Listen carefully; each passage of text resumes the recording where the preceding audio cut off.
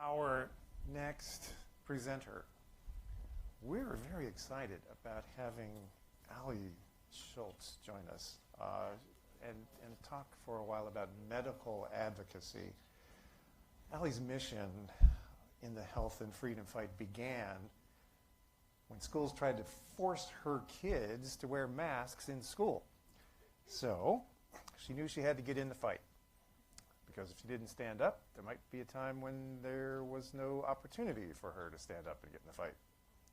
Ali has a background in both the medical and the legal fields. She was an OR surgical rep for years, and she is a non-practicing attorney. She served as the legal director for America's Frontline Doctors, where she ran point for the organization and its strategic litigation. She wrote letters on behalf of the public to use in their local communities. She became privy to the type of medical care currently going on, or not, in crisis care units when she served as medical power of attorney for both of her parents-in-law, who were hospitalized in hospitals in Arizona at the same time. They experienced horrific treatment. Sadly, her mother-in-law perished, and through Ali's tenacious efforts, she was able to get her father-in-law out of the hospital. Ali founded Hands for Health Hands for Health and Freedom, Hands for Health and Freedom, to empower others to advocate for their loved ones and to cultivate ways to seek justice for victims of these crimes. She's here to share insights into how to navigate the medical system, patient advocacy, and vaccine exemptions. Let's all welcome Ali Shultz.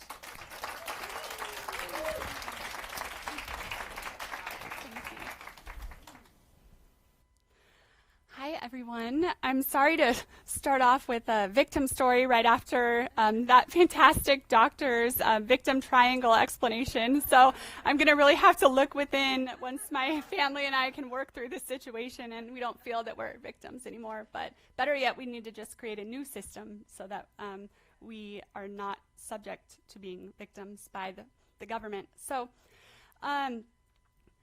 I've been hard at work in the medical freedom fight for the last year, and there's just a common theme that seems, although the most powerful and knowledgeable COVID warriors in medical and legal get together and we come up with these, not we, but they come up with these incredible lawsuits, and they're just not heard by judges. So it just seems like there's always a reason why our story cannot be told. It's the same censorship that's happening on social media. It's happening in courts as well. So occasionally there will be a decision made and it's very positive.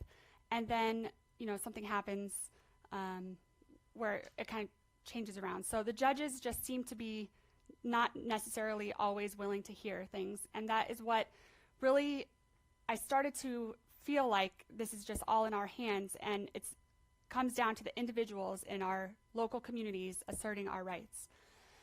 So as I'm thinking this deep down, I get sick with COVID. My husband does too. This was the beginning of August, and it was worse than we thought, but we were fine. We believe in early outpatient treatment. We had been taking care of ourselves before getting sick, and we were fine. At the same time, my parents-in-law, who are extremely close with, they live on our street and they're very involved in our 3 little children's lives. They also became sick, and they had gone to a naturopath, and I'm not a black and white person. Like, I'm not saying all naturopaths are bad or all naturopaths are good. Everyone has their thing, but this particular person that they went to had reduced their dose of ivermectin that they were taking. And so we didn't know about that. And we got a call one day that my father-in-law just felt like he needed more oxygen, and so he wanted to go to a hospital. And so I called every expert doctor I know, and they're like, Ali, if he wants to go to a hospital, you have to let him go. Like, you can't just hold him. And so we had nothing in order. I can't even believe this. We had no medical power of attorney or nothing. So I literally followed the ambulance and met him in the parking lot at Mayo with a notary, and he signed like a medical advance directive saying that I'm his power of attorney. He wants no remdesivir, no vaccine, and he does not want to be intubated. So we had that notarized, witnessed. I made sure it ended up in his chart. We're like, okay, we'll see how this goes. So he was deprived of hydration and nourishment for 6 days at the Mayo Clinic in Arizona, except for 1 bag of D5 water. He was experimented on with a different medication called baricitinib that I hadn't even heard of yet. It's a rheumatoid arthritis drug, typically given at 2 milligrams that they give it. They, I guess, studied it on 764 people at 4 milligrams, and it was way worse than the placebo. It causes blood clots and bleeds, and it's an immunosuppressant. So they gave that to him without knowledge or consent. Fauci approved it after testing it on these 764 people for an EUA. And then they secluded him for 24 days. So in the state of Arizona, the guidelines by the State Department of Health, which, I'll give them this, that the guidelines are 10 days post-onset of symptoms to isolate for COVID. So essentially, a Mayo nurse or doctor who had COVID 10 days ago could be caring for patients. They could be back per the state guidelines, and hospital policy is very similar to the state guidelines. However, my father-in-law was secluded for 24 days post-onset, 24 days at Mayo, but actually 34 days because he went to Mayo on his 10th day of symptoms. So I tried to get to see him. I said, I'm a law-abiding, policy-abiding citizen. Please produce the policy that you have from your infection control department that supersedes the state guidelines and the CDC recommendation, and I will happily comply with it. Just produce the policy for me. They wouldn't do it. It had been days. And so finally I show up there and I say, I'm going to wait here for 5 minutes, produce the policy, or I'm going to go up the elevator and see my father-in-law, because this is tortious interference with medical power of attorney's duty to make sure that he is receiving the care that he needs. I owe him a duty.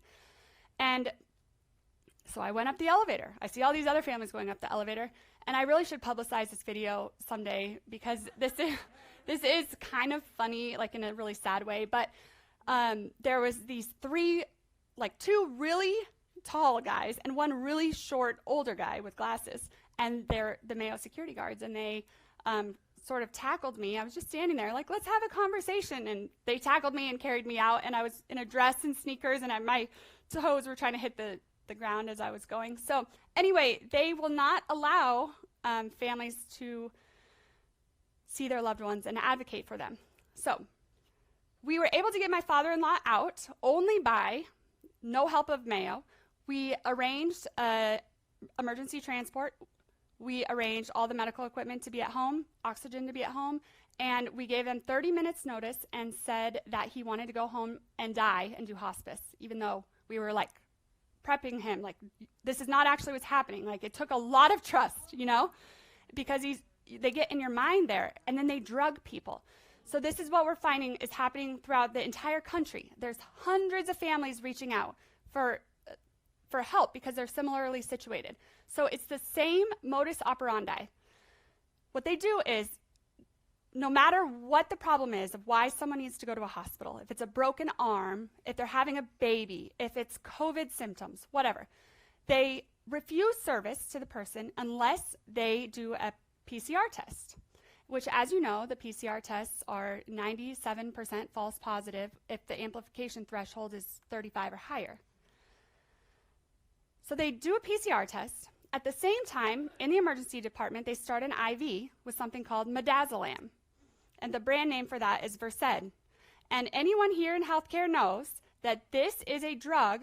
They typically give it to people, to kind of mentally throw them off. It's like sedates your conscience, right? But it also is a lung tranquilizer. And so it causes an oxygen desaturation that's significant.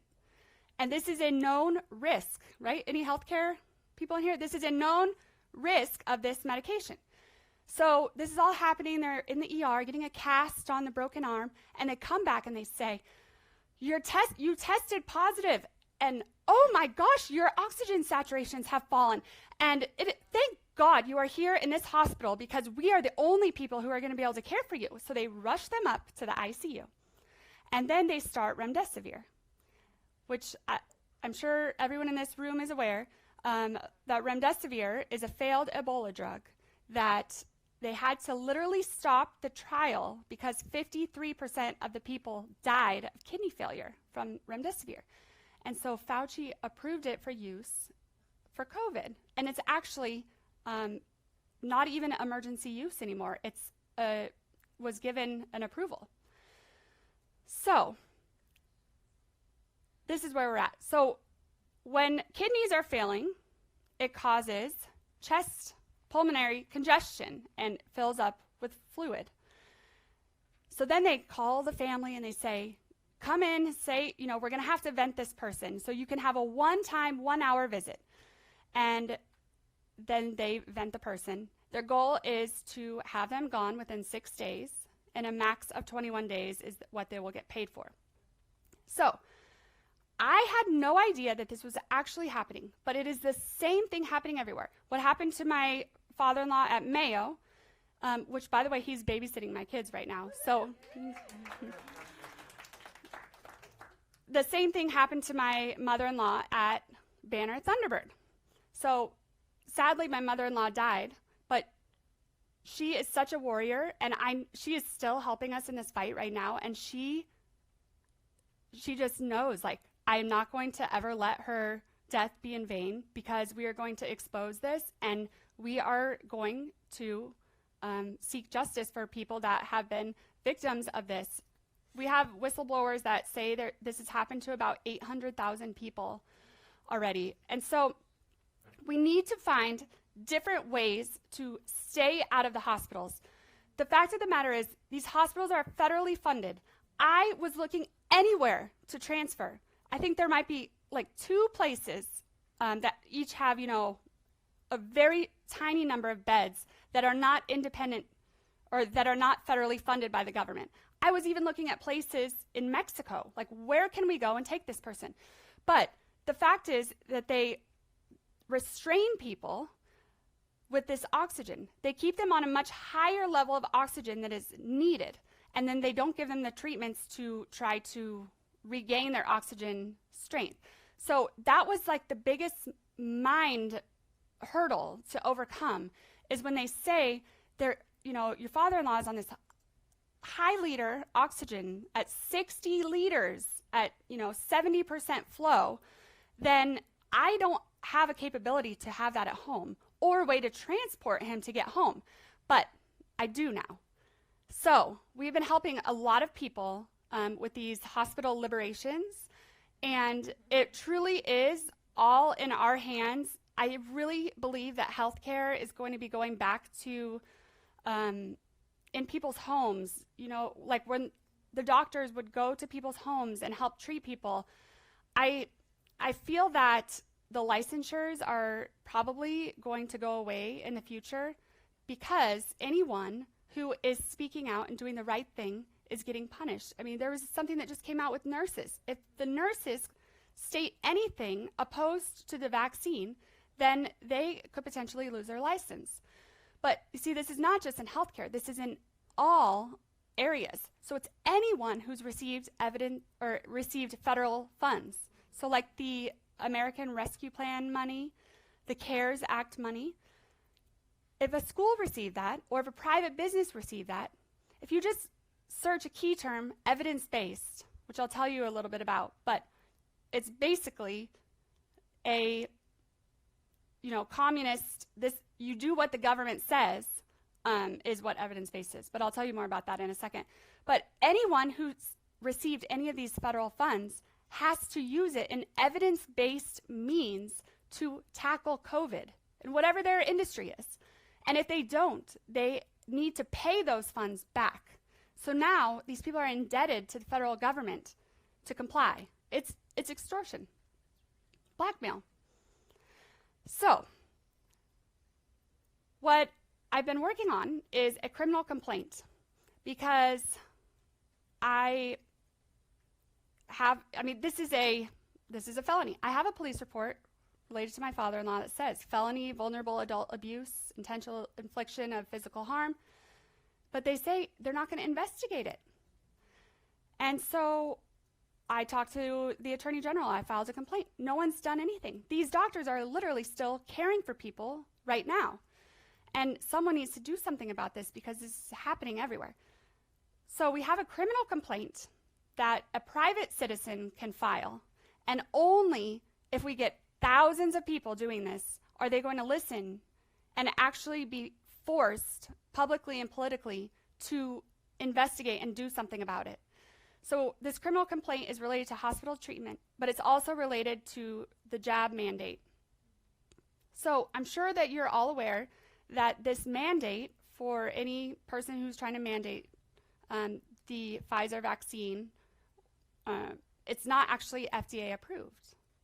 You see, in August, Pfizer was granted a biologics license application for Comirnaty. I think I'm saying that right. Comirnaty. But that is not available for distribution until a minimum of 2023.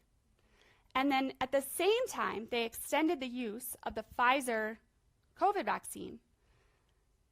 And they think that we don't realize the bait and switch. In the NDA itself, it says the two items are legally distinct with certain differences. And then just a couple days ago, a judge ruled the same. Like, it says it there, clear as day. And so anyone trying to mandate an experiment on for you to participate in a medical experiment, well, this is crimes against humanity. And they can be held personally liable. So we have a notice on the handsforhealthandfreedom.org website. We have a criminal notice that people are serving on to their direct supervisors and direct employers who are personally making sure that they inject themselves with this medical experiment. And then we have hundreds of people from Boeing, Southwest Airlines, hospitals that are all working together and serving these notices. They're really getting together and making a difference. A lot of these supervisors did not actually realize that what they're doing is a medical battery, that they are being linked to participating in a criminal syndicate. Terrorism, misuse of a biological agent. People can be hung for these types of crimes. And so a lot of them are actually taking back on their measures because of this information. And then to follow it up, we have a criminal complaint that has all of the evidence linking federal funding to these types of behaviors. We have it specific to Arizona, and then we have Florida done, Texas, Washington State, Colorado, and we're working on all of the rest. So this is something where it's going to take everyone's help.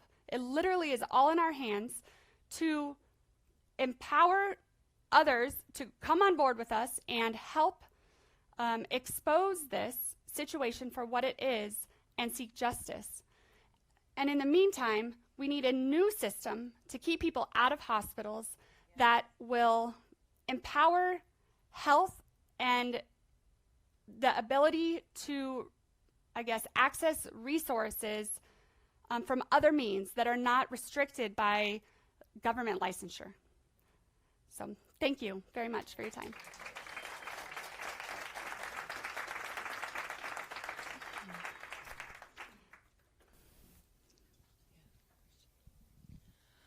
So that is exactly how my father died in January. Is there something I can use for California? Because that's where he was. And his doctors told me, you can't touch me. I'm protected, when I threatened him with an attorney. So I'd love to be able to do something like that for California, if it's possible. I'm sorry for your loss. Thank you. Absolutely. We have California already done. The thing is as long as they stay on the Fauci protocol, they are not liable for anything. That's why they're staying on it. And if the hospitals go off of the federal Fauci protocol, then they lose their federal funding. So that's why they're doing it. But the fact of the matter is they are still liable for willful misconduct, no matter what. So I would love to see some big time litigation in this area. But personally, even with people that I've met, I can't find anyone willing to help me. with that. So this is why I believe that it's all in our hands, and being personally held accountable for a doctor that is, just trying to keep his or her job, but by doing that, they're actually choosing idolatry, idolizing a fancy car payment or anything, instead of their actual duty to the patient and their duty to humanity. So, yes, we can absolutely help.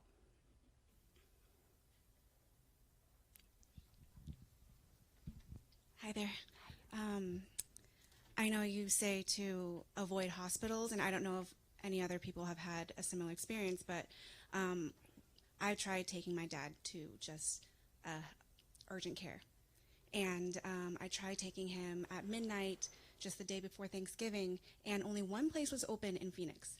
And they wouldn't take us in for stroke symptoms. They would only take us in for COVID. And in the morning, maybe after Thanksgiving, we went to another urgent care place, and they all said, go to the ER. So then I was like, you need to take care of yourself because no one's going to help you. Mm. And so how is he today? Because I know about nutrition and all of that, he's better today. And yeah, he's going to work on his lifestyle more. That is incredible news. Yeah. And that is a situation where these people, literally, by refusing service, saved his life, probably. And yeah, with your help and understanding nutrition and getting him what he needed, this is an amazing success story. Well, we knew to avoid the hospital because just a week prior, my friend's husband, who was 42, passed away from being in a hospital. He has 2 young children, and so I knew to avoid it. And her 2-year-old had COVID, and they didn't treat her because they don't treat children at the hospital, but they gave her a $20,000 bill. So she had insurance, but she still had to pay $8,000 out of the pocket. Wow, so my goodness. My father does not have insurance, so I was like, we got to stay out of the hospital. So that's why we didn't go. Wow. Yeah. Well, speaking of children, and I guess for the record, this is not a vaccinated or unvaccinated thing. I thought it was initially because my in-laws are not vaccinated. But I've been helping families that even vaccinated people, this is happening to them. So it's anyone over 50 and then any non-compliers under 50 is what I'm finding. But it's also affecting our children, which this is literally if we cannot protect our children, who are we as a society? There is a baby right now that was just born. They tested this baby with a PCR test, said she tested positive for COVID, isolated the baby from her parents, life-flighted the baby, intubated the baby, without the parents even knowing. And they're doing nothing to treat COVID. So COVID, as you know, there's 3 stages to the disease. And we know that it was manufactured. So I didn't totally realize as a consumer or a patient of this, but it's a very big educational component that I think will help people in their search for therapeutics. But COVID is 3 stages, okay? There's the viral stage, which is like nose and mouth. That's why they say to use, and now I'm not a doctor, but I do know a lot of them. They say to use like chlorhexidine or just nebulizers like iodine, hydrogen peroxide, yes, that kind of stuff to get it out because it replicates in the nose and mouth. If it gets past that, then it goes down and it becomes an inflammatory disease process where it's in the lower lung. And that's when people are really needing nebulizers with like bronchodilators, or there's so many natural things that do these things that Big Pharma has been selling to us for years. But that's when we're just trying to get rid of the inflammation. But if you don't treat the inflammation, then the 3rd stage it's an immunothrombotic situation. So it becomes thrombosis, and the cells actually seem to kind of fuse together. So even if someone is on so much oxygen, their cells cannot absorb that. Their body cannot receive that oxygen. So if anyone is in the hospital right now on a BiPAP or a CPAP, we have to get them out. Because the hospitals are not treating the 2nd and 3rd stage of this disease. They're not going to be better once they get on a ventilator, as a general rule. I mean, obviously God does incredible things. And if he wants someone here, like, he will wake them up. Even so, we will, we have to find a way to get those people out so that they can actually be treated for the second and third stage of the disease. Other questions?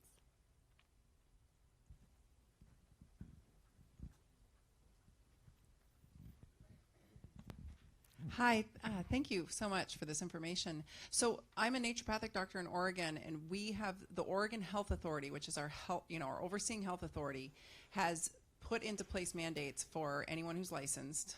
So we all have to either comply or not see patients in real life. So it's telemedicine or nothing. And then our board implemented the mandate, took the Oregon Health Authority and put it into our bylaws of our medical board. And I know the difference between these two vaccines that you speak of. The Pfizer that they've been using under EUA and the Comirnaty are two different things. And my argument is, how can I fight this? Because I actually want to go after the Oregon Health Authority. Like, that's where I'm thinking the money. I have people who have money who are trying to figure out, like, who do we sue, right? And they're trying to sue the governor, which I think is a lost leader. But my argument is, like, they just mandate just exactly what you said. They mandated an experimental drug, not an FDA-approved drug. So I don't even know where we stand. And whenever I try to say this to anyone, I just get blank looks. I think because no one knows what to do, because we've never had to deal with anything like this in our life before. But some ideas that kind of run through my mind when I'm laying in bed at night, if there's a way to get out from under the licensure, I think that is where we must go that way. Because if a county even, is there one constitutional county in Oregon? I mean, there's the one that's very close to Idaho border, that maybe if they could separate and not be governed by this Oregon state board or something, that would be amazing. Or, if there could be a different board developed, or if these people realize that they will be voted out when the general public has the public awareness and education of the fact that the board is mandating and they participate in a medical experiment. So a lot of different ideas, but I don't have anything perfected yet. But I love to try stuff. So, thank you.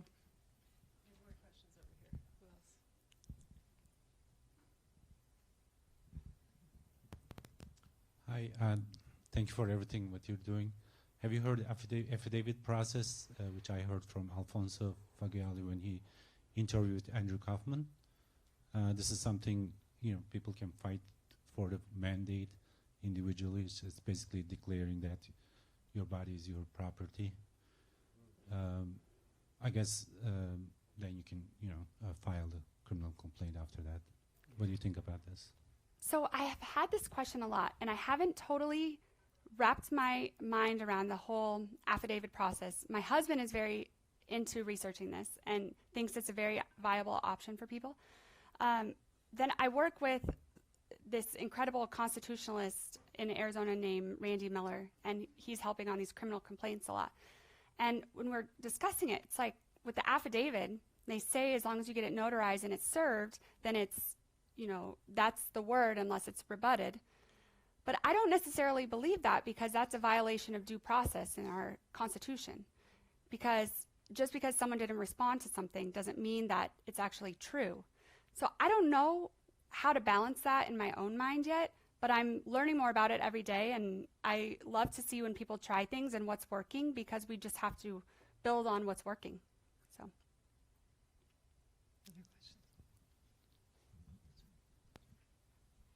Hi, are you collecting names of families and victims in order to, file a class action lawsuit? Just curious. I'm a naturopathic doctor, and I know that there's been a lot of foul play in our local hospitals of this nature, and so, Yes, I am. It's a bandwidth thing, though, too. There's only so much time in the day, and I'm like, gosh, I really want to nail these people for what they've done, but at the same time, I really want just a new system. So where do we focus? It's such I have FOMO, Yes. But yes, there will be people helping So you can send anyone my way. They Okay. can absolutely access the criminal complaint, and they can file that on their own. We're going to have some larger things as well, looking at like RICO cases and antitrust violations and stuff like that. That is with people way smarter than I am. Do you have a website? I or- do. handsforhealthandfreedom.org. And I'm just doing this full time now. I am not making any money from this. I'm just trying to help as many people as possible. So donations absolutely help. Even if someone donates $5, it would be like, Thank you so much. thank you. We got time for maybe one more question. And Ali will be here throughout the day, so you can follow up with her over snacks or over a beverage or over lunch or dinner tonight. One more question? Hi, I have a quick question. So what do we need to do to protect ourselves legally? If, like, I know I won't ever be put in a situation like I know to stay away from the hospital, but if I were to end up, or one of my loved ones were to end up in the hospital, what do I need to do to protect them, to be proactive in protecting them if that were to be the case? That is a fantastic question and very just like clear thinking of you, because like you said, you're never going to be the one that is there. And I never in a million years would have thought my in-laws would be. I mean, they are like ringleaders in our Patriot group, like, so I was just shocked. In order to protect yourself, always have a medical power of attorney. There's one on the handsforhealthandfreedom.org website.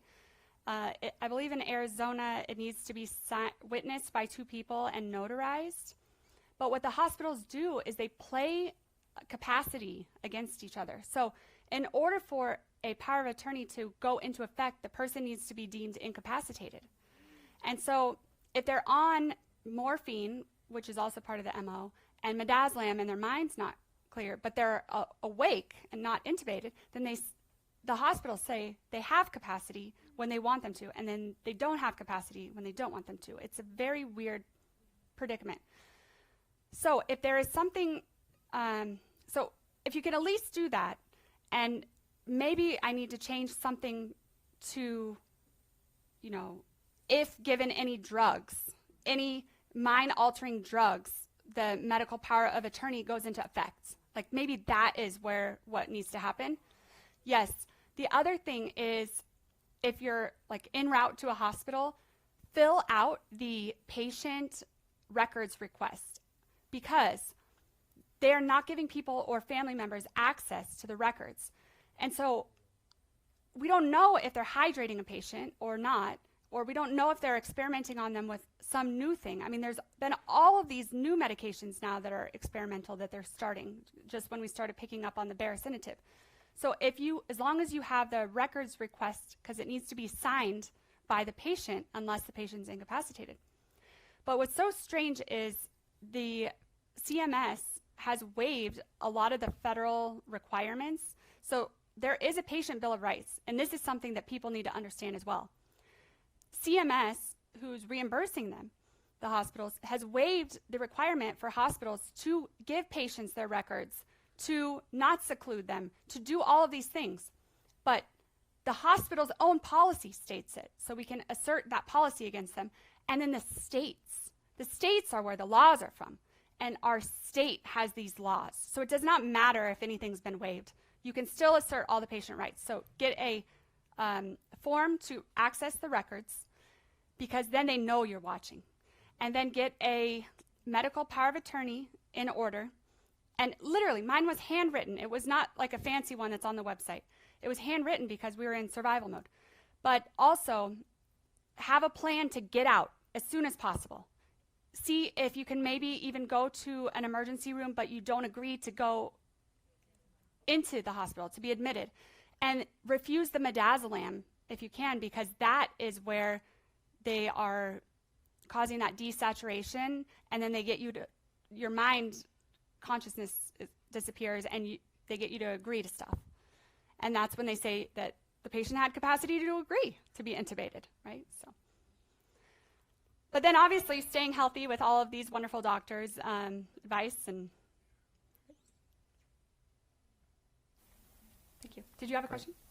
Actually, Okay. we need to move along Okay, for now. sorry. Ali, what's the website again one more time if people want to get in touch with you? handsforhealthandfreedom.org. Thank you. Ali Shultz, thank you for joining us.